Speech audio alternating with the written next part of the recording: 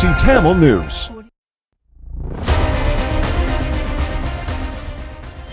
வணக்கம். டிபிசியின் தலைப்பு செய்திகள். 13வது திருத்த சட்டத்தினை முழுமையாக நிராகரிப்பதாக தமிழ் பொது வேட்பாளர் அரியநேத்திரன் அறிவித்துள்ளார். மலையக மக்களுக்காக முன்னாள் பாராளுமன்ற உறுப்பினர் திலகராஜ் ஜனாதிபதி தேர்தலில் போட்டியிட கட்டுப்பணம் செலுத்தியுள்ளார். ஸ்ரீலங்கா பொதுஜன பெரமுனவின் 8 ராஜாங்க அமைச்சர்கள் தமது பதவிகளை ராஜினாமா செய்ய தயாராகி வருவதாக தகவல்கள் தெரிவிக்கின்றன. திருப்தியுடன் பாராளுமன்ற பதவிகளை விட்டு செல்வதாக ஹரின் மனுஷ தெரிவித்துள்ளனர்.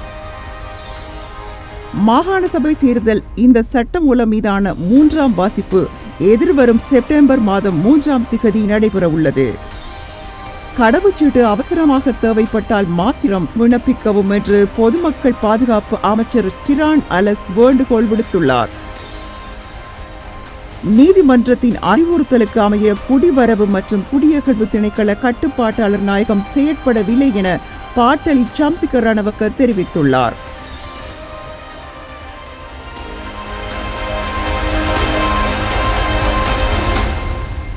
வணக்கம். டிபிசியின் காலை தமிழ் செய்திகள். இனி விரிவான செய்திகள்.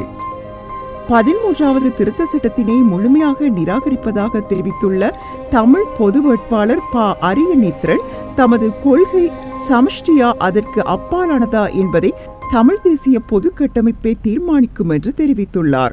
பொது கட்டமைப்பு உருவாக்கும் கொள்கை அறிக்கைக்கும் எனது கருத்துகளுக்கும் இடையில் காணப்படுகின்ற இடைவெளிகள் சம்பந்தமாக கலந்துரையாட வேண்டியுள்ளதாகவும் வேட்புமனு தாக்கலின் பின்னரே அந்த விடயங்கள் தொடர்பில் கவனம் செலுத்தப்பட உள்ளதாகவும் அவர் குறிப்பிட்டார்.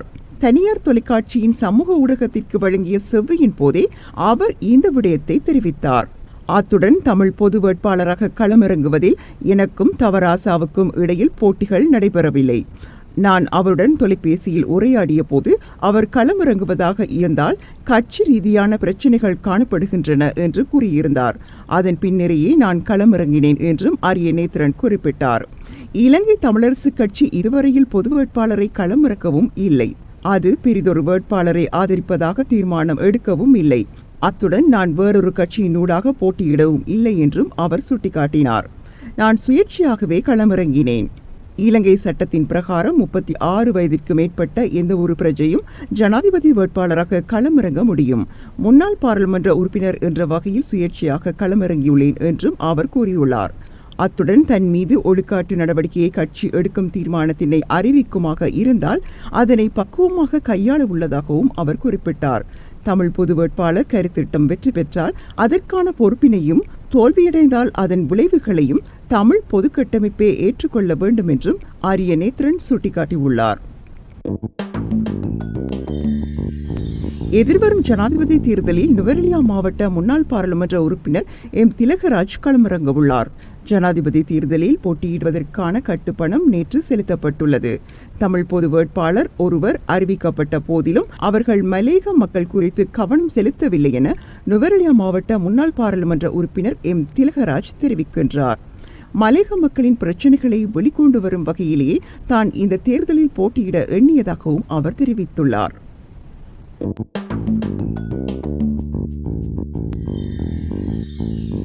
ஜனாதிபதி தேர்தலில் போட்டியிட இதுவரை நேற்று வரையில் 27 வேட்பாளர்கள் கட்டுப்பணம் செலுத்தியுள்ளனர்.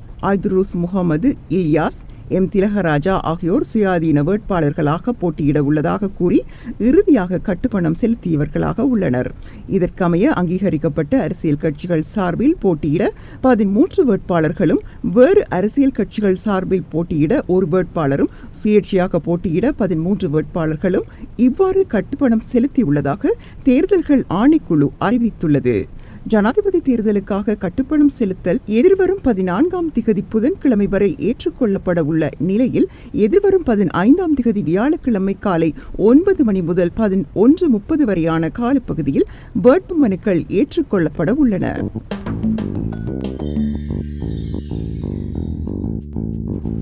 ஜனாதிபதி தேர்தலில் ஜனாதிபதி ரணில் விக்ரமசிங்கவிற்கு ஆதரவளிக்கப் போவதில்லை என தீர்மானித்த ஸ்ரீலங்கா பொதுஜன பெரமுனவின் 8 ராஜாங்க அமைச்சர்கள் தமது பதவிகளை ராஜினாமா செய்ய தயாராகி வருவதாக தகவல்கள் தெரிவிக்கின்றன.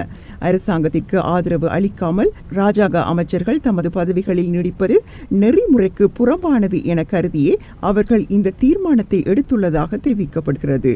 பதவி விலகுவதற்கு ராஜாங்க அமைச்சர்களான டி.வி. சாணக்க, தெனுக்க வித்தான கமகே, சஷீந்திர ராஜபக்ஷ, அசோகா பிரியந்த, மொஹாண்டி சில்வா, இந்திக அனுருத்த, பிரசன்ன ரணவீர, சிறிபால கம்பலத் ஆகியோர் தீர்மானித்துள்ளதாக தெரிவிக்கப்படுகின்றது.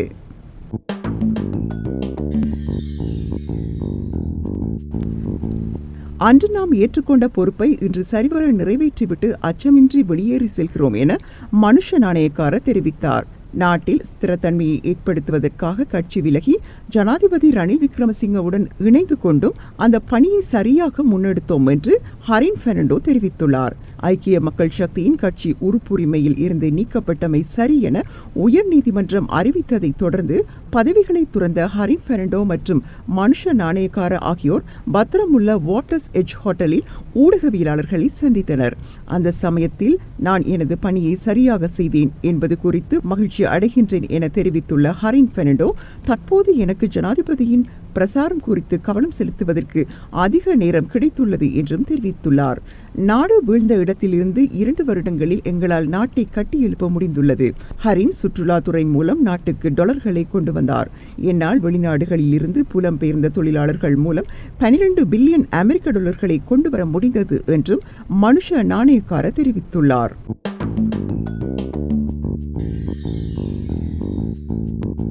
உயர் நீதிமன்றத்தினால் வழங்கப்பட்ட தீர்ப்புக்கு அமைய வெற்றிடமாகியுள்ள ஐக்கிய மக்கள் சக்தியின் காலி மாவட்ட பாராளுமன்ற உறுப்பினர் பதவிக்கு பந்துலால் பண்டாரிகோடவின் பெயரை தேர்தல்கள் ஆணைக்குழுவிற்கு பரிந்துரை செய்ய எதிர்பார்த்துள்ளதாக அந்த கட்சியின் பொதுச் செயலாளர் ரஞ்சித் மத்தும பண்டார தெரிவித்துள்ளார்.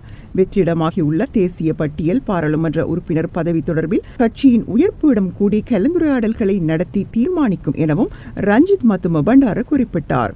அரசாங்கத்திற்கு அமைச்சர்களான ஹரின் பெர்னாண்டோ மற்றும் மனுஷ நாணயக்கார ஆகியோரை கட்சி உறுப்புரிமையில் இருந்து நீக்குவதற்கு ஐக்கிய மக்கள் சக்தி மேற்கொண்ட தீர்மானம் சட்ட ரீதியானது என்று உயர்நீதிமன்றம் தீர்ப்பளித்துள்ள நிலையிலேயே ஐக்கிய மக்கள் சக்தியின் 2 பாராளுமன்ற உறுப்பினர்கள் பதவிகள் வெற்றிடமாகியுள்ளமை குறிப்பிடத்தக்கது.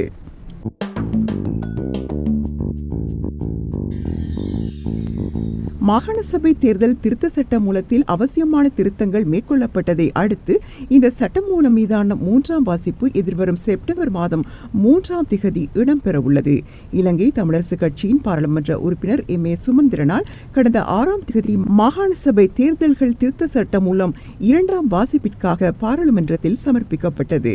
அதனை அடுத்து இந்த சட்டமூலத்தின் சட்டங்கள் தொடர்பான பாராளுமன்ற குழுவில் விவாதத்திற்கு எடுத்துக் கொள்ளப்பட்டதுடன் இந்த சட்டமூலத்தில் உயர்நீதிமன்றத்தினால் குறிப்பிடப்பட்டிருந்த திருத்தங்கள் மேற்கொள்ளப்பட்டதாகவும் பாராளுமன்ற உறுப்பினர் சுமந்திரன் தெரிவித்தார்.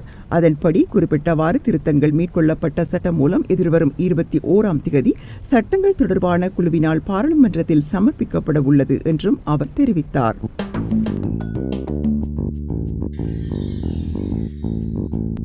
கடவுச்சீட்டு அவசரமாக தேவைப்பட்டால் மாத்திரம் விண்ணப்பிக்கவும் என பொதுமக்கள் பாதுகாப்பு அமைச்சர் டிரான் அலஸ் வேண்டுகோள் விடுத்துள்ளார்.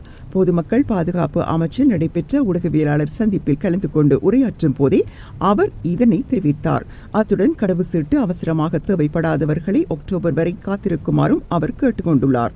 அக்டோபர் மாதத்திலேயே சர்வதேச தரத்துடனான கடவுச்சீட்டுகள் வழங்கப்படும் எனவும் அவர் குறிப்பிட்டுள்ளார். சர்வதேச சிவில் விமான போக்குவரத்து அமைப்பின் நியமங்களை பூர்த்தி செய்யும் புதிய கடவுச்சீட்டு அக்டோபர் மாத இறுதியிலேயே வழங்கப்படும் என்று தெரிவித்துள்ள அவர், இது உலகளாவிய கடவுச்சீட்டு சுற்றனில் இலங்கையின் நிலைமையை மேம்படுத்த உதவும் எனவும் அவர் குறிப்பிட்டுள்ளார்.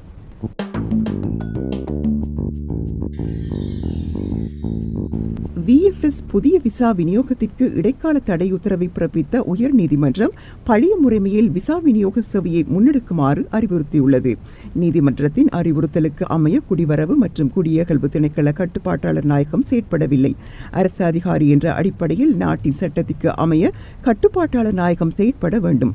இல்லையேல் கடுமையான நடவடிக்கையில் ஈடுபடுவோம் என ஐக்கிய குடியரசு முன்னணியின் தலைவரும் பாராளுமன்ற உறுப்பினருமான பாட்டலி சம்பிக்க ரணவக்க தெரிவித்துள்ளார்.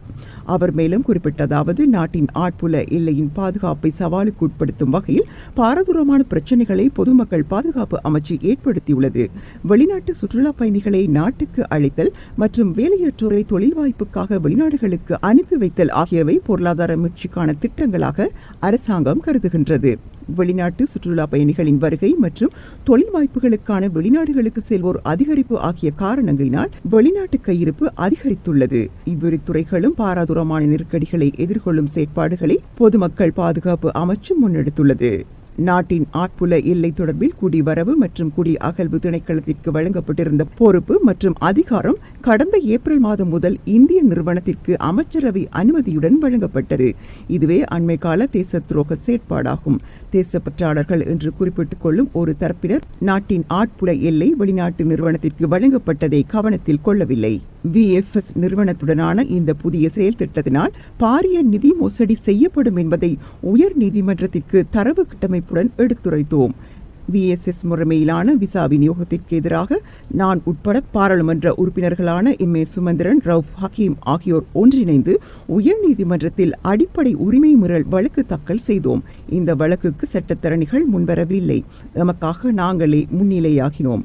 VFS முறைமையிலான புதிய விசா விநியோகித்தல் முறைமை செயற்பாட்டுக்கு உயர்நீதிமன்றம் கடந்த 2ஆம் தேதி இடைக்கால தடை உத்தரவு பிறப்பித்தது. இந்த வழக்கு எதிர்வரும் அக்டோபர் மாதம் மீண்டும் விசாரணைக்கு எடுத்துக் கொள்ளப்பட உள்ளது. அதுவரை பழைய முறைமையில் விசா விநியோகத்தை முன்னெடுக்குமாறு நீதிமன்றம் அறிவுறுத்தியுள்ளது. இருப்பினும் குடிவரவு மற்றும் குடி அகழ்வு கட்டுப்பாட்டாளர் நாயகம் அதற்கான நடவடிக்கைகளை முன்னெடுக்கவில்லை. உயர்நீதிமன்றத்தின் அறிவுறுத்தலையும் கவனத்தில் கொள்ளாது அரசாங்கம் செயற்படுகின்றது. பொதுமக்கள் பாதுகாப்பு அமைச்சர் மற்றும் குடிவரவு மற்றும் குடியகழ்வு திணைக்கள கட்டுப்பாட்டாளர் தன்னிச்சையாக செயற்படுகின்றார். குடிவரவு திணைக்கள கட்டுப்பாட்டாளர் அரசு அதிகாரி என்ற வகையில் பொறுப்புடன் செயற்பட வேண்டும். அதனை விடுத்து அரசாங்கத்தின் தேவைக்கு அமைய செயற்பட்டால் அவருக்கு எதிராகவும் சட்ட ரீதியில் நடவடிக்கைகளை முன்னெடுப்போம் என்றும் அவர் தெரிவித்தார். இந்த செய்திகளோடு TBCயின் இன்றைய நாளுக்கான காலை செய்திகள் யாவும் நிறைவடைகின்றன. மீண்டும் எமது மாலை செய்திகளில் சந்திப்போம். வணக்கம்.